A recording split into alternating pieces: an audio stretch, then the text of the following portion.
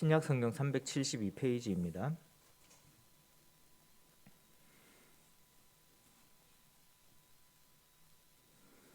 제가 1절부터 13절까지를 먼저 읽어 드리겠습니다. 내 형제들아, 영광의 주 곧 우리 주 예수 그리스도에 대한 믿음을 너희가 가졌으니 사람을 차별하여 대하지 말라. 만일 너희 회당에 금 가락지를 끼고 아름다운 옷을 입은 사람이 들어오고 또 남루한 옷을 입은 가난한 사람이 들어올 때에 너희가 아름다운 옷을 입은 자를 눈여겨보고 말하되 여기 좋은 자리에 앉으소서 하고 또 가난한 자에게 말하되 너는 거기 서 있든지 내 발등상 아래 앉으라 하면 너희끼리 서로 차별하며 악한 생각으로 판단하는 자가 되는 것이 아니냐. 내 사랑하는 형제들아, 들을지어다. 하나님이 세상에서 가난한 자를 택하사 믿음에 부유하게 하시고 또 자기를 사랑하는 자들에게 약속하신 나라를 상속으로 받게 하지 아니하셨느냐. 너희는 도리어 가난한 자를 없이는 여겼도다. 부자는 너희를 억압하며 법정으로 끌고 가지 아니하느냐. 그들은 너희에게 대하여 일컫는 바 그 아름다운 이름을 비방하지 아니하느냐. 너희가 만일 성경에 기록된 대로 내 이웃 사랑하기를 내 몸과 같이 하라 하신 최고의 법을 지키면 잘하는 것이거니와 만일 너희가 사람을 차별하여 대하면 죄를 짓는 것이니 율법이 너희를 범법자로 정죄하리라. 누구든지 온 율법을 지키다가 그 하나를 범하면 모두 범한 자가 되나니 간음하지 말라 하시니가 또 살인하지 말라 하셨은즉 네가 비록 간음하지 아니하여도 살인하면 율법을 범한 자가 되느니라. 너희는 자유의 율법대로 심판받을 자처럼 말도 하고 행하기도 하라. 긍휼을 행하지 아니하는 자에게는 긍휼이 없는 심판이 있으리니 긍휼은 심판을 이기고 자랑하느니라. 별로 어렵지 않게 들으면 어렵지 않을 수도 있는데 이걸 또 심각하게 생각하면 굉장히 어려울 수도 있는 그런 말씀이라 가지고 참 다루기가 쉽지는 않을 것 같습니다. 그런데 일단 기본적으로 이제 2장의 앞부분에 차별하지 말아라라고 하는 것을 이 의도는 분명해 보이죠. 뭐냐면은 세상적으로 이제 이 당시에 교회에서도 그 세상의 어떤 기준들, 세상에서 정해놓은 사회적인 지위들 이런 것들이 교회에도 영향을 미치고 있었음을 우리가 알 수가 있는 것이죠. 뭐 그거는 이제 당연히 있을 수가 있습니다. 우리 가장 좋은 문화 중에 하나가 다 형제 자매라고 부르잖아요. 그죠? 이것도 이제 뭐 이걸 형제님이라고 불러야 되느냐 아니면은 형제 자매니까 형 동생 이렇게 불러야 되는 이런 것들은 이제 조금 뭐 교회마다 약간의 이제 시각 차이가 있습니다만은 중요한 건 뭐냐면 우리가 다 한 형제다 한 가족이다라는 것이죠. 가족이라고 했었을 때는 그 가족 안에 어떤 사람이 모르겠어요. 요즘 가족들이 또 많이 파괴가 돼가지고 가족 안에 돈 잘 버는 사람 있고 돈 못 버는 사람이 있으면 무시하게 되는 경향이 있을 수는 있겠지만 이게 원래 그런 의미는 아니잖아요. 가족이라는 의미가 우리가 한 아버지 안에서 형제 자매다라고 했었을 때 우리가 동등하다라는 것을 이렇게 기본적으로 전제를 하고 가는 것이거든요. 근데 이게 우리가 이제 그런 것이 기본적인 어떤 진리라고 했었을 때에 사회적인 영향을 받죠. 그래서 이제 그런 모습들을 보여주는 거죠. 그러니까 건강하지 않은 가족들의 모습을 보여줄 수는 있어요. 근데 그게 정상적인 가족은 아니라는 거예요. 교회도 마찬가지죠. 교회도 모두가 다 형제 자매입니다. 동등한 형제 자매들이에요. 그런데 영향을 받을 수 있어요. 어떻게 영향을 받죠? 이 사람은 더 돈을 많이 받는 사람이니까 교회에 좀 더 영향력을 행사해도 되는 거고, 이 사람은 인기가 많은 사람이니까 교회에서 좀 더 좋은 그런 위치에 있어도 되는 거고라는 영향을 받을 수가 있는 겁니다. 그렇게 그런 모습을 보여줄 수가 있는 거야. 그러면 그게 올바른 모습은 아니다라는 거예요. 바른 모습은 아니죠. 이해가 되시죠? 그러니까 지금 이 야고보가 교회에 지적하고 있는 것은 그러니까 정상적인 교회는 모두가 동등한 그런 그 하나님을 믿는 형제 자매로서 있어야 되는데 그게 사회적으로 뭐 경제적으로 뭐 여러 가지 문화적으로 계속해서 이제 영향을 받아서 그것이 교회 안으로 들어와 있는 모습을 지적을 하고 계시는 것입니다. 그래서 그러지 말아라. 차별 대우하지 말아라. 이게 세상 사람들이 하는 차별이지. 세상에서 네가 그 뭐 장사를 하려면은 돈 많은 사람한테 더 잘 해야 되고 돈 없는 사람 어차피 내 거 안 살 거니까 무시할 수 있겠지만 그래서는 안 되지만 무시할 수 있겠지만 교회 안에 그러한 그 자세가 들어오는 것은 당연히 잘못된 것이다. 오히려 교회에서 하나님께서 어떤 사람들을 더 이렇게 높게 평가하고 있는지를 한번 봐봐라. 없이 있었지만 하나님을 섬기는 사람들, 그런 사람들을 하나님은 더 중요하게 생각하지 않으셨느냐 하는 부분들을 이렇게 지적을 하고 있는 것입니다. 그러니까 이제 2장의 앞부분에 더 화려해 보이는 사람을 더 존중해주고 가난한 사람을 무시한 것에 대한 것은 실질적으로 일어났던 일들이고, 그 당시에 교회에서 일어났던 일들이고, 사회적으로 그게 잘못된 것이다. 왜 잘못됐느냐? 하나님께서는 그 가난한 사람들을 더 이렇게 섬기라고 말씀을 하셨기 때문에 교회는 하나님의 기준을 따르는 그런 사람들이 모여 있는 것이지, 사회적인 기준들이 이렇게 교회에 영향을 주어서는 안 되지 않느냐 하는 부분들을 이야기를 하고 계십니다. 그리고 이제 그 근거로서 이제 성경에 기록된 이웃 사랑하기를 네 몸과 같이 하라 하신 최고의 법 8절입니다. 8절에 이것을 이야기를 하고 있습니다. 야고보가 이것을 굉장히 중요한 법이다라고 이야기를 할 수 있는 근거는 뭐죠? 실제로 예수님께서 그렇게 말씀을 하셨기 때문이에요. 그러니까 예수님께서도 이게 가장 중요하다라고 말씀을 하셨어요. 그러면 왜 그러냐면은 하나님께서 인간을 창조하시고 사람들을 땅에서 어떤 그 육신을 가지고 살게 하셨을 때에 이제 사람마다 능력이 다르고 그 상황이 다르고 이 죄가 만연해 있는 이 사회에서 살아가는 데 있어서 누군가는 더 많은 욕심으로 더 많은 부를 쌓을 수 있는 것이고, 그것에 의해서 그러니까 힘 있는 사람들, 돈 있는 사람들, 또 정치적으로 권력이 있는 사람들에 의해서 이게 부가 집중이 되게 되면 당연히 그것으로 인한 반사작용으로서 그것을 얻지 못하는, 왜냐하면은 태어나서 힘이 없거나 어떤 일에 의해서 가정이 어떤 기회를 놓쳤거나 어떤 아버지가 전쟁에 나가서 죽었는데 이제 엄마와 일할 수 없는 그런 자녀들만 남겨졌거나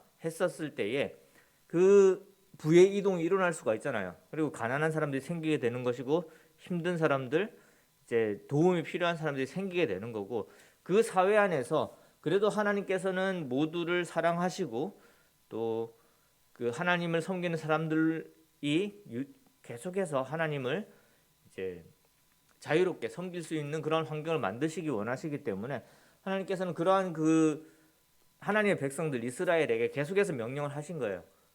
너희들이 이제 땅을 가지고 뭐 곡식을 거두고 또 가축을 쳐서 이제 걔네들의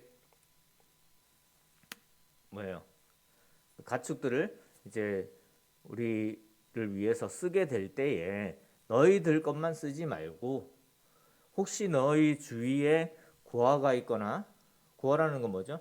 부모가 없는 거잖아요, 그렇죠? 과부는 뭐죠? 이제 생산 능력이 있는 사람이 남편이었는데 그런 남편을 잃은, 그러니까 이제 힘든 사람들이잖아요. 그런 사람들을 위해서 내가 곡식을 다 거두지 말고 남겨두고, 그렇죠? 그리고 음식을 먹을 때에도 내 주위에 떠도는 이방인들이나 나그네가 있으면은 그들을 함께 초대해서 그들도 함께 먹게 하라고. 그리고 내가 번 것 중에서 일부를 이제 뭐 그 당시에 이제 제사장이든 또는 정부든 그런 분들에게 이제 세금으로 내든 11조를 내든 하여서 그들로 하여금 이제 사회적인 이제 복지, 울타리를 만들어서 그 하나님을 섬기는 데 어려움이 없을 수 있도록 그들을 돕도록 하는 여러 가지 제도들을 하나님께 직접 만들어 주셨습니다. 그러면서 그게 왜 그러냐면은 결국 하나님은 사랑이시고 선한 분이시고 그 선함이 하나님의 그 가장 중요한 이 모습이었던 거예요. 그래서 우리가 God is good 이렇게 이야기하는데 하나님은 선이시다라는 표현도 되고 하나님은 좋은 분이시다라는 표현이 되는데, 그런 그 하나님을 닮아가는 사람들이라면은 좋은 사람들, 선한 사람들이 되어져야 되기 때문에 그러한 그 하나님의 선함이 그 공동체에 가득할 수 있으려면은 당연히 하나님을 사랑하는 마음만큼 이웃을 사랑하는 마음이 있어야지 그 하나님의 선이 그 공동체에 분명하게 드러날 수 있는 것입니다. 그래서 그런 계명들을 이렇게 주신 거예요. 그럼 이제 그런 그 계명을 주신 목적은 분명히 있는데 그 목적을 무시하면서 이게 하나님의 계명이니까 지켜야 된다라고 했던 게 그 당시에 이제 율법주의자들이었고, 율법주의라는 거 아시죠? 그러니까 율법이 중요하다고 생각을 하는 사람들이었고, 그게 아니다. 하나님께서 그 율법을 주신 것은 이웃을 사랑하고 하나님을 사랑하게 하기 위해서 주신 것입니다라고 한 것이 이제 하나님의 가르침이었던 거예요. 올바른 가르침이었던 거예요. 그런데 이제 그런 올바른 가르침에 따라서, 예수님의 올바른 가르침에 따라서 이제 교회가 성장해 나가야 되는 상황에서 율법을 강조하니까 율법이 중요한 게 아니다라고 이야기를 하니까 이제 사람들이 어떤 생각을 했냐면, 율법은 또 중요한 게 아니니까 우리가 뭐 율법을 안 지키고 살아야도 돼라고 생각을 했던 것 같아요. 이 당시에 사람들이. 그런 것도 아니다라고 지금 말씀하고 계시는 거예요. 그러니까 이 내가 구원받았고 하나님 믿는 사람이니까 상관없어라고 살아가는 사람들이 많다 보니까 또 이제 문제들이 생기기 시작하고, 그 문제 중에 하나가 차별 대우하는 거였다라는 거죠. 그래서 야고보는 그것이 아니다. 우리가 율법을 통해서 율법주의자처럼 율법을 지킴으로 구원받고 하나님을 기쁘시게 할 수 있는 건 아니었지만, 그렇다고 해서 내가 믿는 사람이니까 아무렇게나 교회가 아무렇게나 살아도 돼, 이것도 분명히 아니지 않느냐. 그러니까 균형이 필요한 것이고, 지금 야고보가 이 글을 쓰고 있을 때는 어떤 쪽에 좀 더 이렇게 균형이 안 맞고 있었던 거죠? 어떤 느낌이에요? 자유로운 사람이 더 많았던 거죠. 그러니까 그 전에 이제 바울이 서신서를 쓸 당시에 유대인 그리스도인들이 많을 때에 율법으로 하나님을 기쁘게 할 수 있다라고 이야기하는 사람이 많으니까 그게 아니다라고 이야기를 했는데, 그게 아니다라는 걸 듣고 이제 어떤 사람들이 많아졌냐면, 이제 그래, 이제 뭐 굳이 율법을 다 지키고 살 필요가 없지, 그러면서 교회가 약간 방종으로 가고 있었던 그런 시점에서 야고보서가 쓰여진 것으로 충분히 우리가 예상할 수가 있는 것이죠. 실제로도 그렇고요. 그래서 그게 아니다. 하나님의 중요한 율법의 의미는 무엇이었냐면 이웃을 사랑하는 것이었고, 그 이웃을 사랑하는 것을 실천하는 데 있어서 우리가 잘못하고 있다면은 그건 우리가 하나님 앞에서 뉘우쳐야 되는 부분입니다 라고 말씀을 하고 계시는 겁니다. 그런 그 관점에서 우리가 이걸 쭉 읽어 나간다면은 좀 덜 이제 혼돈스러울 수 있을 것 같습니다. 그래서 이제 율법에 대해서 조금 이야기를 하셔요. 10절에 보시면은, 그러니까 율법이라는 것이 이제 하나님의 그 계명이라는 것이, 계명을 지키려고 할 것 같으면은 어느 누구도 모든 계명을 다 지킬 수는 없는 거 누구나 다 알고 있는 거 아니냐. 그런데 하나님께서 무엇을 주셨습니까? 자유의 율법을 주셨죠. 그리고 우리에게 자유롭게 하셨어요. 근데 자유의 율법이 뭐죠? 여기 그 자유의 율법대로 이야기를 하는데, 자, 원래 법은 자유의 율법이에요. 원래 율법이 그래요. 원래 율법은 뭐냐면 하나님을 섬기도록 하는, 하나님을 섬기도록 하는 법은 뭐예요? 하나님을 섬긴다는 게 뭐예요? 하나님의 뭐라는 거죠? 종이라는 거예요. 하나님의 종이라는 건 뭐죠? 하나님의 소유라는 거잖아요. 그러니까 하나님의 법을 지킨다라는 거는 내가 하나님 안에 속해 있다라는 것을 분명하게 해주는 중요한 부분입니다. 자, 이게 원래의 이 자유의 법이에요. 하나님의 법은 원래부터 자유의 법이었어요. 예수님께서 그리고 그 서신서에서 율법이 잘못되었다라고 하는 그 관점은 뭐냐면은 그 자유롭게 하는 법이 그 목적이 제대로 지켜지지 않았던 거잖아요. 그래서 그게 아니라 정말로 하나님을 믿는 자들이 하나님을 따르는 게 하나님의 뜻이다라는 것을 계속해서 이야기를 해주는 거예요. 그래서 잘못 강조된 부분들을 이제 깎아내린 거죠. 그리고 예수님께서는 자, 죄와 사망의 법에서 이제 은혜로 완전히 거듭난 부분들을 이제 우리가 말씀을 통해서 분명히 알 수가 있습니다. 그러면은 우리를 자유롭게 한 그 복음이 우리에게 주는 것은 무엇입니까? 자, 우리는 율법을 지켜서, 그러니까 어떤 계명들을 지켜서 하나님을 기쁘시게 하거나 하나님의 그 거룩함에 나아갈 수 없다라는 것을 깨닫게 되었지만, 그럼 나는 죽을 수밖에 없다. 이게 이제 죄와 사망의 법이에요. 나는 죽을 수밖에 없다. 그 율법에 의하면은. 그런데 은혜의 법은 무엇입니까? 동일한 율법이지만, 동일한 율법이에요. 동일한 하나님의 말씀이에요. 근데 그 말씀이 뭐부터 작용하는 거예요? 사람이 하나님과의 관계가 회복되어서 내가 하나님의 자녀입니다라는 것을 알려준 거예요. 이게 은혜의 놀라운 이 복음이었던 거죠. 이 사람들에게 있어서는. 그러니까 뭐냐면은, 내가 왜 하나님의 율법을 지키느냐, 내가 율법을 지키니까 하나님에게 올라갈 수 있어서 지키는 것이 아니라, 이건 굉장히 힘든 거잖아요. 하나라도 잘못하면 어떻게 돼요? 그냥 탈락이에요. 그 관점으로 보자면은. 그런데 원래 율법은 뭐라고요? 하나님의 백성들에게 주어진 거라는 거죠. 그럼 처음부터 뭐가 전제가 되어 있는 것입니까? 하나님애가 전제가 되어 있었던 거예요. 근데 이걸 사람들이 몰랐거든요. 잘 이해가 되시죠? 무슨 말이냐면은, 이걸 하는 사람, 그러니까 이웃을 사랑하는 사람, 그리고 안식일을 지키는 사람, 그 다음에 뭐 율법에 있는 계명들을 지키는 사람이 하나님께 나아갈 수 있으니까 열심히 살아봤는데 하나라도 잘못하면 안 된대. 나 죽네. 나는 하나님 안에 못 속하네. 라고 사람들이 착각을 하고 있었는데, 그게 아니라 이웃을 사랑해라, 율법을 지켜라 라는 건 누구에게 주어진 거라고요? 하나님의 자녀들에게 주어진 거다라는 것이 복음인 거예요. 이게 다르다라는 거 느껴지시죠? 이걸 해야지 하나님의 자녀가 될 수 있다가 아니라, 하나님의 자녀에게 하나님의 자녀는 어떻게 살아야 되는지를 보여준 게 율법이라는 거예요. 그래서 여기서 같은 율법이라고 이야기를 하고 있지만, 하나는 죽이는 법이지만 하나는 살리는 법인 거예요. 왜 그렇죠? 이미 살아있는 사람들에게 주어진 율법은 살리는 법이죠. 이 죄 속에서 내가 이걸 해야지 하나님께, 이게 하나님이 주신 율법이니까, 하나님과 관계가 없는 상황에서 하나님 관계를 맺기 위해서 지켜야 된다라고 하게 되면 아무도 못 지키니까 죄와 사망의 법이 되는 거예요.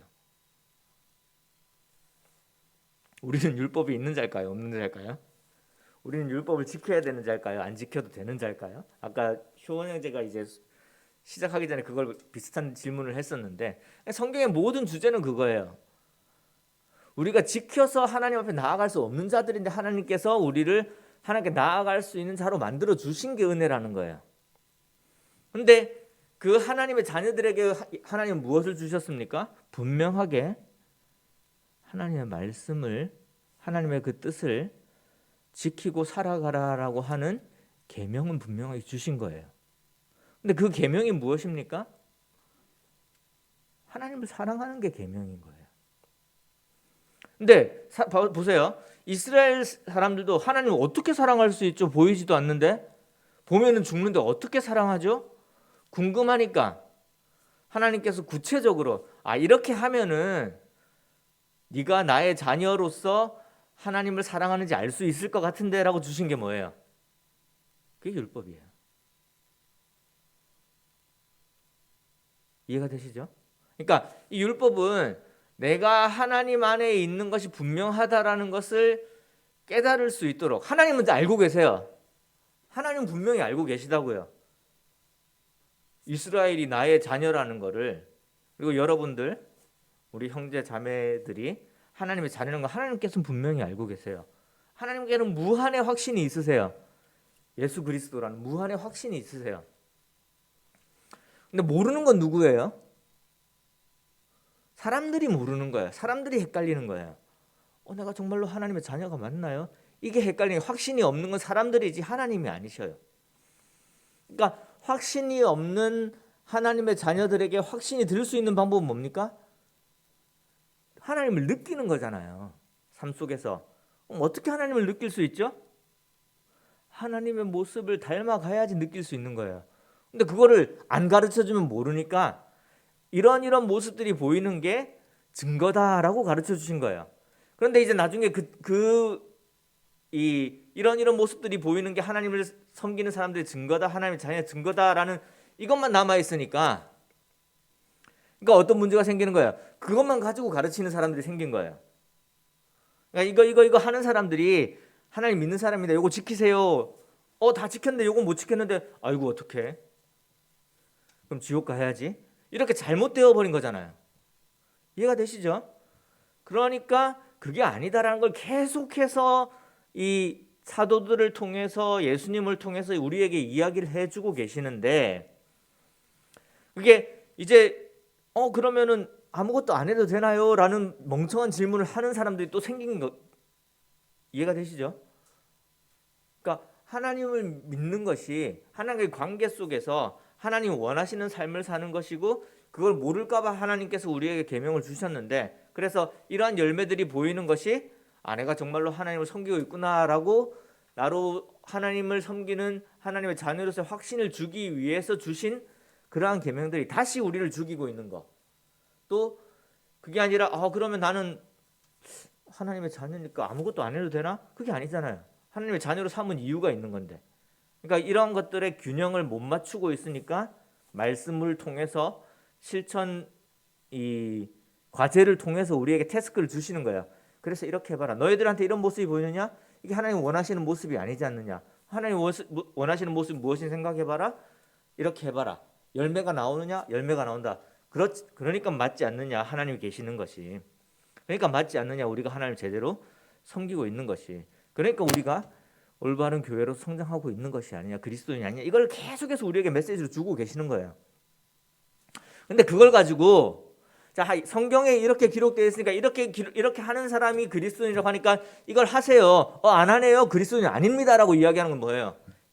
이게 죄와 사망의 법이라는 거예요. 그러니까 똑같은 계명을 가지고 똑같이 적용할 수 있는데, 그게 나에게 적용되어서 나에게 열매가 되어서 하나님을 느끼고 하나님의 힘이 나를 통해서 전달되면 이거는 생명의 법이 되는 거예요. 지금 다른 내용이 아니잖아요. 자유의 율법이라고 하는 그 율법이랑 죄와 사망의 법이라고 하는 그 율법이랑 구체적인 계명이 다르지가 않다라는 거예요. 근데 왜 하나는 자유의 율법이 되고 왜 하나는 죄와 사망의 법이 되는 겁니까? 하나님이 있느냐 없느냐 그 차이인 거예요. 내가 하나님의 종이면은 그게 하나님께 나아가는 자유의 법이 되는 거고, 내가 하나님의 자녀가 되면은 모든 것이 가하지만, 이해되시죠? 모든 것을 할 수 있지만 하나님을 기쁘시게 할 수 있는 구체적인 모습들이 나의 삶을 통해서 드러났을 때에 더 기쁘고 더 자유함을 느낄 수 있는 것이, 그것이 하나님의 자녀가 되는 거예요. 그래서 구약에서의 율법은 하나님의 종에게 주어진 거라면은 신약에서의 율법은 하나님의 자녀에게 주어진 것이기 때문에 더 큰 기쁨이 있고 더 분명한 확신이 있고 더 분명한 삶의 변화가 있는 게 당연한 거죠. 그 차이만 있을 뿐 중요한 건 뭐냐면 하나님의 법이라는 거예요. 하나님의 법. 나에게서 하나님이시니까 섬기는 거죠. 그런데 이 사람들이 그걸 못했던 거예요. 그래서 잠시 이런 율법은 안 지켜도 됩니다. 그게 지키는 게 하나님께 가는 게 길이 아닙니다라고 하니까 그럼 안 지킬래 이렇게 된 사람들한테 그 말이 아니라 하나님 정말로 원하시는 거는 정말로 하나님의 선이 우리를 통해서 드러나는 건데, 여러분들이 다른 세상 사람들과 똑같이 믿지 않은 사람들과 똑같이 부자들을 공경하고 가난한 사람들을 무시한다면은 어디서 사람들이 하나님을 볼 수 있겠습니까? 맞는 말이잖아요. 그러니까 나는 이러한 가난한 사람들 도움으로써 하나님을 전하겠습니다라고 했었을 때 이게 틀렸다라고 이야기할 수 있는 사람은 아무도 없는 거예요. 오히려 더 중요한 메시지를 우리에게 전달하고 있는 거죠. 근데 역사적으로 율법주의자들 그리고 이 교회의 이제 그 이론가들이 싸운단 말이죠. 야고보서가 맞냐, 갈라디아서가 맞냐, 야고보서가 맞냐, 로마서가 맞냐, 싸울 필요가 없는 거예요. 우리는 알고 있으니까 하나님의 삶에 하나님 원하시는 열매를 맺는 것이 그리스도의 가장 중요한 삶의 목표가 되어야 된다는 건 우리가 누구나 알고 있으니까 지금 와서는 이걸 싸울 필요가 없는 거죠. 혼돈할 필요도 없는 것입니다. 자, 그래서 야고보가 지금 여기서 강조하는 부분들은 내가 믿음이 있고 하나님의 자녀가 되었으니까 나는 믿음이 있으니까 아무런 상관이 없다라고 생각할 수 있는 그런 사람들에게 그 믿음이 있다라는 것을 분명하게 알 수 있는 증거가 있는데 왜 그 증거를 보이는 것에 대해서 여러분들이 주저하고 있습니까? 우리에게 믿음이 있으면 그 믿음이 무엇으로 나타나야 됩니까? 하나님이 원하시는 삶으로 나타나야 되지 않습니까? 열매로 나타나야 되지 않습니까? 그러니까 분명히 세상에서 그리스도인, 교회는 일반적인 세상과는 다른 모습을 보여줄 수밖에 없는 겁니다. 그럼 다른 모습을 보여주는 게 행위입니까? 아니에요. 행동인 거예요. 이 차이를 아시겠죠? 다른 모습을 보여줄 수 있는 게 율법을 잘 지키는 그런 행위입니까? 그게 아니라는 거예요. 열매라는 거예요. 근데 그 열매는 그 열매를 맺기 위해서 하는 모습은 율법을 지키는 모습과 똑같을 수 있지만 그거는 하나님의 계명. 그러니까 우리가 살아있는 그리스도인으로서 살아있는 이 하나님의 모습이 육을 통해서 보여지는 사람들이 그리스도인들입니다. 하나님의 생명력이 보여지는 그런 그리스도인들로서 이러한 모습들을 보여주는 것이 마땅한 것이 아닙니까? 라고 이야기를 하는 거예요. 그중에 가장 지금 야고보가 가장 관심을 가지고 있는 부분은 예수님이 그 삶 속에서 가장 관심을 가졌던 그 부분을 이야기를 하고 있는 거예요. 야고보가 누구라고요? 예수님의 형제 야고보라고 그랬죠. 예수님의 삶 속에서 가장 관심을 가졌던 것 무엇이었죠? 병든 사람, 힘든 사람, 가난한 사람. 하지만 그의 마음속에 정말 이 세상의 기준으로 보자면은 가난하고 지치고 힘들 수밖에 없지만 그의 마음속에 천국을 가질 수 있는 그런 사람들에게 예수님께서는 관심을 가졌어요. 그들의 힘을 알고 계셨죠. 왜냐하면은 그들이 육적으로 세상적으로는 아무것도 아니지만 하나님의 사랑을 알게 되었을 때 그들이 변화시킬 수 있는 그 세상의 그 힘은 너무나 엄청난 것을 알았기 때문에 그들에게 다가갔던 거예요. 그날 물고기를 잡기 위해 그물을 던졌는데 한 마리의 생선도 잡지 못하면은 그날을 굶을 수밖에 없는 그런 가난한 사람이었지만 내가 이 사람에게 관심을 가지고 케어해 줬을 때에 이들이 하나님을 깨달았을 때 나를 깨달았을 때 이 사람이 나중에 어떤 놀라운 일들을 일으킬 수 있는지를 알고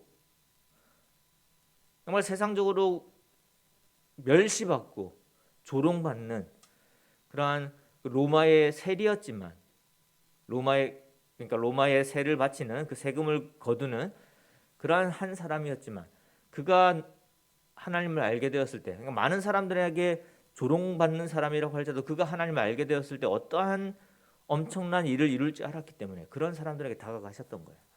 그런 사람들을 제자로 삼으셨던 거예요. 세상에 가난하고 세상에서 멸시받고 아무도 좋아하지 않는 그런 사람들을 마음이 가난한 사람들 그렇게 찾아가셨던 거예요. 그래서 그들에게 복음을 전하셨죠. 그들에게 하나님의 은혜를 베푸셨단 말이에요. 그 모습을 지켜봤던 야고보는 우리도 그러한 교회도 그렇게 돼야 되지 않느냐. 그 사람이 아무리 가난하더라도 무시할 수 있는 사람이 아니지 않느냐. 그 속에 하나님의 은혜와 하나님의 은사가 주어졌을 때 하나님의 달란트가 주어졌을 때 그가 얼마나 놀라운 일을 이룰 수 있는지를 볼 수 있는 자들이 교회다라는 거예요. 그들을 도와야 되고 그들이 하나님의 일을 할 수 있도록 하나님을 볼 수 있도록 계속해서 도와야 됩니다. 그래서 우리가 실천할 수 있는 부분들은 이제 뭐 여러 가지 이론들은 나중에 더 궁금한 게 있으시면은 또 서로 교제할 수 있는 기회가 있으면 좋겠고요. 우리가 실천할 수 있는 건 뭐죠? 여기서 야고보가 실천하라고 하는 건 무엇입니까? 긍휼을 행하라는 거잖아요. 하나님에게 받은 만큼 우리가 하나님에게 받은 은혜만큼 우리가 베풀라라는 거잖아요. 우리에게 잘못한 사람이 용서를 해주고 왜냐하면 우리가 그러한 긍휼을 입었으니까 또 우리가 가진 게 있으면 우리보다 못 가진 사람들을 돌봐주고 교회에 가난한 사람이 있으면 당연히 도와줘야 되는 것이고 지금 여기서 고아와 가부라고 나중에 더 구체적으로 이야기를 하지만 지금 우리에게 구체적인 그런 가난한 사람들을 찾아서 돕는 것. 근데 또 좀 더 우리가 이 시대에 발전되어 있는 이 복잡해져 있는 이 시대에 우리가 이 계명을 지킬 수 있는 다른 그런 방법들도 있을 거라고 생각을 합니다. 가령 예를 들자면은 세금을 잘 내는 거? 세금을 잘 내는 거랑 이 계명이랑 무슨 상관이 있죠? 그렇잖아요. 배고프고 힘들면은 하나님을 생각할 겨를이 없잖아요. 교회에 나올 하나님의 말씀을 들을 그 여력이 없잖아요. 그럼 그런 사람들 누가 돕고 있죠? 우리도 도울 수 있고 교회도 도울 수 있고 여러 가지 기관들 NGO라고 그러죠. NGO도 도울 수 있지만 정부도 도와요, 사실은. 제도적으로 돕는 부분들이 꽤 많이 있습니다. 그걸 잘 알고 있어요. 현장에 있는 부분들이 있으니까. 그래서 고등학교에 있으면은 예전에는 이제 학비를 못 받던 친구들이 지금은 그런 거 고민 안 하고 올 수 있어요. 옛날에 초등학교 다닐 때에 공책 살 돈이 없어가지고 힘들어 한다면은 또 뭐 왜 미술 시간에 뭐 가져오라고 그러잖아요. 여러분들은 어땠는지 모르겠어요. 제 때는 미술 시간에 예를 들어서 뭐 이렇게 그 나무 하나 사와라, 나무 공예할 때, 또는 뭐 스케치북이랑 물감 사와라 그러면은 되게 막 고민하는, 더 좋은 물감 가지고 오는 사람은 안 좋은 물감 뭐 빌려서 그렇게 하잖아요, 그렇죠? 근데 요즘은 웬만큼 학교에서 제공이 되거든요, 그런 재료들 같은 것들이. 그게 이제 다 세금으로 나가는 겁니다. 뭐 여러분 수능 칠 때 연필이랑 수능 사인펜 가지고 갔어요? 아니면 받았어요? 여기 받은 세대 있고 가지고 간 세대 있죠, 그렇죠? 저는 이제 가지고 간 세대. 저도 수능 쳤습니다. 수능이 94년도 입시, 그러니까 93년도에 고3이었던 사람들부터 94년도 수능부터 시작을 해서 제가 93년도에 고3이었으니까. 근데 저도 수능 세대인데 대신 이제 시험 칠 때 사인펜하고 컴퓨터 사인펜이랑 이제 뭐 이런 것들은 내가 사서 갔어야 돼요. 지금은 다 줘요. 그렇죠? 그러니까 사인펜 없어서 시험 못 치는 사람은 그러니까 이게 뭐 말도 안 되는 얘기긴 하지만, 그러니까 사인펜 없어 시험 못 치는 사람은 없다라는 이야기예요. 미술 준비물 없어가지고 빵점 받는 애는 없어졌다라는 이야기죠. 뭐가 달라진 거예요? 사회가 달라진 거죠. 그러니까 사회에 기여하는 사람이 그리스도인이 더 좋은 거잖아요. 그러니까 우리가 세금을 잘 내는 거, 세금을 탈세하지 않는 것도 사실은 이 말씀에 순종하는 걸 수 있는 거예요. 좀 더 복잡한 사회이기 때문에 그런 것들 한번 생각해 보세요. 아니면 좀 더 여러분이 적극적으로 하고 싶다면은, 왜냐하면은 세금은 굉장히 소극적인 복지죠. 세금을 내는 사람 입장에서는 소극적인 이 뭐예요? 리치아웃이에요. 이렇게 도와주는 거예요. 좀 더 적극적인 도와주는 건 뭐가 있죠? 우리 뭐 블레스 프로젝터에서 하고 있는 그런 영상들을 만들어 가지고 하나님 알 수 있도록 하는, 이런 것도 좀 더 적극적인 게 되는 거고, 제가 추천하는 것 중에 하나는 이제 구호 단체에 매달 얼마씩 이렇게 기부하는 것. 뭐 항상 하는 이야기 있잖아요. 3만 원이면은 한 아이가 한 달 동안 살 수 있답니다. 하루에 1,000원만 있어도 안 죽고 살 수 있어요. 그러니까 그게 없으면 죽는데 1,000원이 있으면 살 수 있는 사람들이 굉장히 많대요. 그럼 내가 하루에 3만 원을 기부를 하면 한 아이를 실제로 살리고 있는 거예요. 한 아이를 실제로 살리고 그 아이가 자립할 수 있도록 도와주는 것까지 그게 가능하다라고 합니다. 요즘은 좀 환율이 올라서 한 3, 40, 4만 2천 원이 필요할지는 모르겠는데, 아무튼 그렇게 이제 많은 구호 단체들이 정말로 어려운 사람들을 위해서, 그러니까 정말로 지금 이게 없으면, 이 도움이 없으면 죽을 수밖에 없는 그런 사람들을 찾아서 도와주고 있는 그런 구호 단체들이 있어요. 그런 구호 단체들에게 내가 돈을 얼마를 기부를 하면은 좀 더 나도 실감할 수 있고 체감할 수 있고 실질적인 도움이 될 수 있으니까 좋은 방법이라고 생각을 합니다. 또 한 가지 더 좀 간접적일 수도 있고 직접적일 수도 있는데, 이 뭐 버터플라이 효과라는 거 아시죠? 그런 아세요? 그 개인용 텀블러를 쓰세요, 제발. 이게 무슨 말인지 잘 모르겠나요? 개인용 텀블러를 쓰세요. 재활용 쓰레기를 좀 줄이세요. 이거 무슨 상관이 있을까요? 북극의 얼음이 녹으면은 따뜻해질 거라고 생각하죠. 그런데 이제 기상학자들이 이렇게 시뮬레이션 하는 걸 보면 북극의 얼음이 녹으면 그 녹은 얼음물이 바다를 통해서 내려가서 겨울을 더 춥게 만든답니다. 그것도 가장 추운 극지방이 아니라 가장 더웠던 곳을 또 가장 춥게 만든대요. 가장 더운데 사람이 살고 있는 그 지역, 우리가 일반적으로 말하는 1030였나? 아니면 맞습니까? 1030 맞아요? 그 위도상으로 10도에서 30도 사이에 그 지역인 것 같은데 내가 정확하게 어느 정도인지 모르겠는데 그 지역 그러니까 예를 들자면은 뭐 필리핀이라든지 뭐 이런 인도네시아라든지 못 사는 사람들이 사는데 엄청 더울 수밖에 없는 지역. 근데 거기가 또 어떻게 되냐면 가장 겨울에 추워지는. 근데 이제 뭐 어느 지역이 중요한 게 아니라 제가 드리려는 말씀은 뭐냐면은 환경적으로 우리가 그냥 별 의미 없이 해치는 그런 환경들이 우리에게 영향을 주는 것보다는 제3국에 더 큰 영향을 준다라는 거예요. 그게 영향이 갔을 때에 그거를 대비할 수 없는 사람들에게 더 큰 고통을 준다라는 거예요. 이 부분을 제가 말씀을 드리고 싶은 거예요. 그러니까 우리가 추워지면은 솔직히 서울에 사는 사람들이 좀 추워지면은 1도가 내려가면 뭐 하면 돼요? 뭐돈 좀 조금 더 열심히 벌어가지고 석유 조금 더 떼거나 가스 조금 더 떼면 되는 거예요. 아니면 뭐 전기 히터 하나 더 장만하면 되는 거예요. 대처가 가능하죠. 여름에 48도까지 올라가게 되면은 어디야? 오늘 뉴스에서 봤는데 48도까지 올라갔대요. 여름에 48도. 근데 그게 극지방이 아니래요. 극지방이 아니라 사람들이 많이 사는 몰려 사는 그 지역에 온도가 48도가 됐대요. 한번 찾아보세요. 나중에 그 최고 온도 나온 데가 극지방이 아니라 극지방이래. 적도 부근이 아니라 적도 부근이 원래 기본적으로 가장 이제 더워져야지 정상적인 건데 적도 부근. 근데 그 위쪽이라는 거죠. 그러니까 48도 상상이 되세요? 바깥 기온이 48도? 서울이 48도 되면 그래도 살아날 방법은 있잖아요.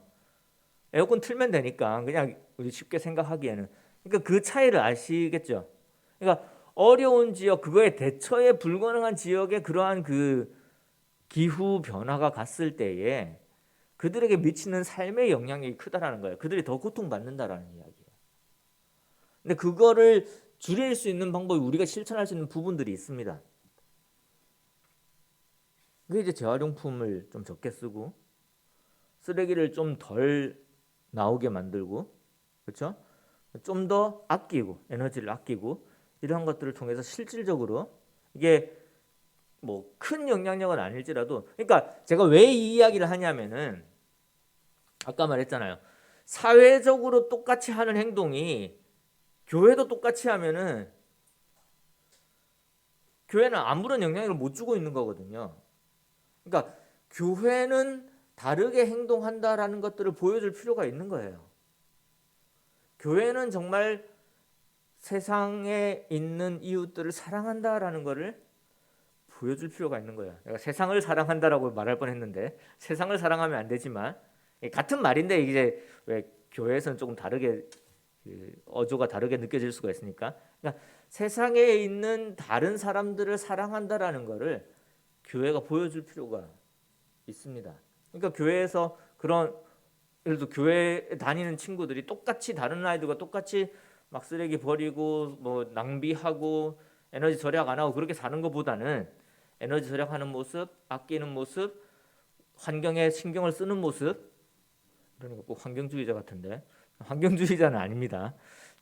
종이 빨대보다 플라스틱 빨대를 좋아하는 사람인데 맛의 차이가 있다고 생각을 해서 그래도 최대한 어떤 의미인지 아시겠죠? 제가 드리려는 말의 의미를 잘 아시면 좋을 것 같아요.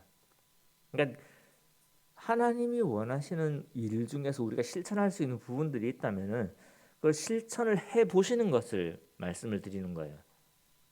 그러니까 우리에게 하나님의 말씀이 왔을 때에 아 좋은 말씀 받았어 이렇게 하는 그리스도인들이 많은 것보다 아 나는 의로운 사람이야라고 생각하고 자유로움을 느끼는 사람들이 많은 것보다는 저는 그렇게 생각해요. 이 말씀이 이 유대인들에게 주어졌던 율법의 무게만큼 다가가는 그리스도인이 많았으면 좋겠어요. 율법주의자가 되라는 게 아니라 지금 이게 이 느낌이 그 느낌인 거예요. 11절 한번 볼게요. 간음하지 말라 하시니가 또한 살인하지 말라 하셨은즉 내가 비록 간음하지 아니하여도 살인하면 율법을 범한 자가 되느니라. 이게 그러니까 왜 우리 옛날에 복음 집회 때 들었을 때에 그래서 여러분 뭐 마음속에 누구 미워한 적 없습니까? 그러니까 죄인이에요. 구원받아야 됩니다. 나 죄인입니다. 이걸 이야기하기 위해서 쓰인 그 문맥이 아니라는 걸 아셔야 돼요. 우리가. 이 문맥은 뭐냐면은 그러니까 너희들이 교회한테 하는 이야기예요. 야고보가 교회에게 너희들이 이거 다 한다고 하면서도 하나 안 하고 있잖아. 가난한 사람들 잘 안 돕고 있잖아. 이거 하나님 원하시지 않는 거야 라는 건 말씀을 하는 거예요. 지금 그 뒤에 나오잖아요. 너희는 자유율법대로 심판받을 자처럼 말하고 행하기도 하라라는 게 무슨 말이냐면은 내가 이걸 이제 죄와 사망의 법이라고 이야기하진 않지만 성경에 나와 있는 법이고 하나님이 하나님의 자녀들에게 준 법이라고 했었을 때에 이웃을 사랑하라라는 그 최고의 계명이, 근데 이거 하나 안 지키는 게 결국 하나님 앞에서는 우리가 심판받을 행동을 하고 있는 거 아니냐. 우리가 그 심판받을 때의 그 두려움만큼이나 두려움을 가지고 가난한 자들을 돕자라는 말씀을 하시는 거예요.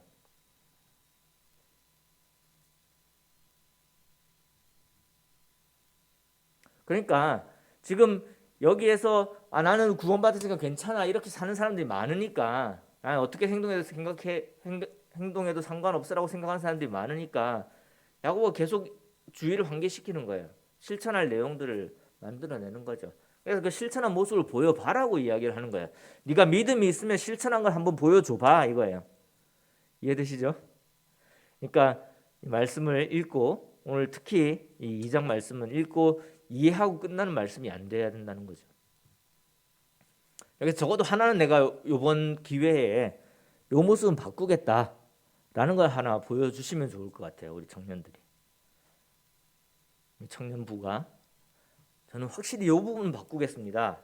그 중에 좋은 것 중에 하나는 제가 굳이 이제 구체적인 실천 방안을 말씀을 드리자면은 뭐 개인용 컵을 사용한다든지, 음식물 쓰레기를 줄인다든지, 쓰레기를 안 버린다든지, 또는 에너지 절약을 이건 좀 에너지 절약하라 그러면 또 추운데 이거 틀어야 되나 말아야 되나 고민할까봐 트세요. 네, 틀어도 됩니다. 뭐 전기 저기 장판 같은 거 틀어도 됩니다. 근데 그 기본적으로 내 삶 속에서 그런 것도 한번 실천해 보세요. 그럼 기분이 좋아질 거예요. 내가 오늘 하나 실천을 했구나. 그게 왜 기분이 좋으냐면 내가 하나님의 명령에 순종한 거거든요. 이게 열매가 되는 거거든요. 열매는요 굉장히 큰 힘이 있어요. 하나님의 은혜, 하나님의 능력을 가시적으로 보게 만들거든요. 이해되시죠? 굉장히 큰 힘이 있습니다. 그걸 내가 이거 해야 돼 해서 하는 게 아니라 정말로 하나님을 사랑하는 마음으로 한번 해보세요. 내가 그리스도인으로서 이 정도는 해봐야지 라는 마음으로 한번 해보세요. 혹시 아직까지 안 해보셨다면은 크리스마스 때 사랑의 열매 그 배지 받는 거 있잖아요, 그렇죠? 그런 것도 한번 해보시고, 오직 한번 안 해보셨다면 그 모자 만드는 것도 있습니다. 그것도 한번 해보시고,